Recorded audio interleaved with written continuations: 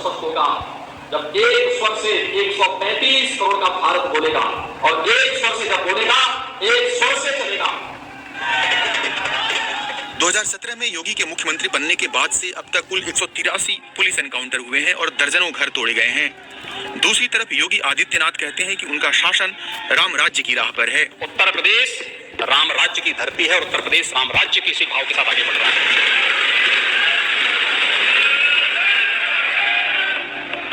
तुलसीदास ने रामचरितमानस के उत्तरकांड में राम राज्य कैसा होगा इसे राम से ही कहवाया है।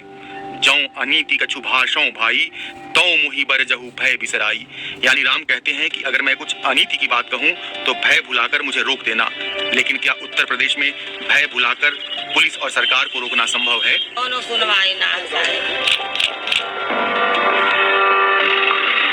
11 बजे जो कि हमको तारीख दे रहे हैं, 12 बजे हमारा मकान गिरा रहे हैं। दूसरी तरफ योगी के राम राज्य में पुलिस एनकाउंटर पर गंभीर सवाल उठ रहे हैं। जो दर्जनों घर तोड़े गए हैं उन अभियुक्तों को कोर्ट ने दोषी भी नहीं ठहराया है।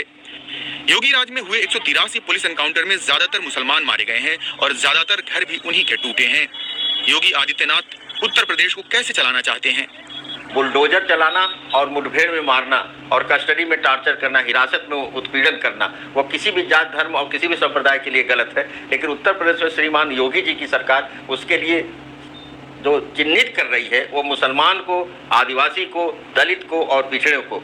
आप 183 जो मुठभेड़ में मौत हुई है वो किसी भी शासन और व्यवस्था के लिए, किसी भी सभ्य समाज के लिए, किसी शिक्षित समाज के लिए सर में डूब मरने की बात है। जो भी डिमोलिशन सभी सामने नजर आए हैं उनमें कोई भी ऐसा डिमोलिशन नहीं है जो कि गैरकानूनी रहा हो। बाकायदा हमारे यहाँ एक एजेंसी है, जैसे अपने यहाँ प्रयाग में प्रयाग डेवलपमेंट अथॉरिटी है, प्रयागराज डेवलपमेंट अथॉरिटी है।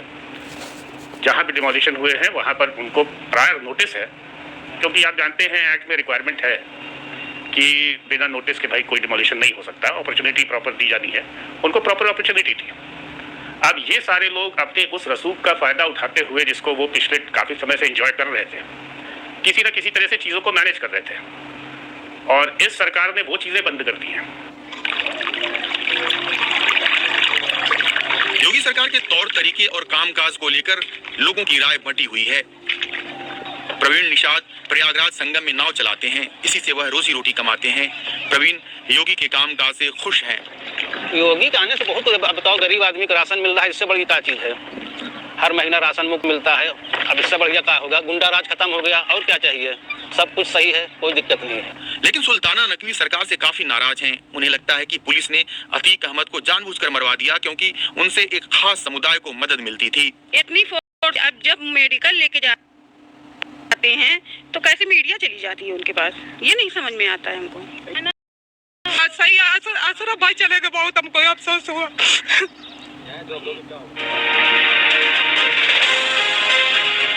राज्य सरकार ने $1 ट्रिलियन इकोनॉमी के आगामी 5 वर्ष के अपने एक तरफ योगी आदित्यनाथ प्रदेश में इन्वेस्टमेंट समिट कराते हैं और उत्तर प्रदेश को $1 ट्रिलियन की अर्थव्यवस्था बनाने की बात करते हैं, और दूसरी तरफ अदालत से बाहर सजा देने के गंभीर आरोप लग रहे हैं। क्या योगी सरकार की नीतियों में विरोधाभास है? कि निवेशक एक चूहे के समान होता है, उसे जरा सा भी भय लगे तो वापस बिल में भाग जाता है, क्योंकि वह जोखिम नहीं उठाता।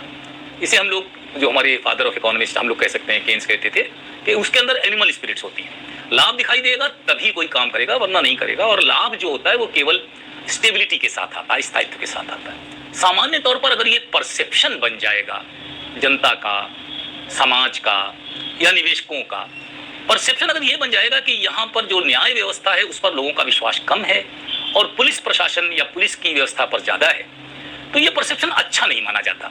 क्योंकि हो सकता है पुलिस कभी सही काम करे, लेकिन कभी ये भी हो सकता है कि पुलिस ऐसे लोगों को सजा दे दे जो वास्तव में बिल्कुल एक तरीके से चरित्रवान हों या जो समाज सेवक हों, सिर्फ इसलिए कि उन्होंने किसी समय में पुलिस के या किसी नेता के खिलाफ कोई बात कही हो।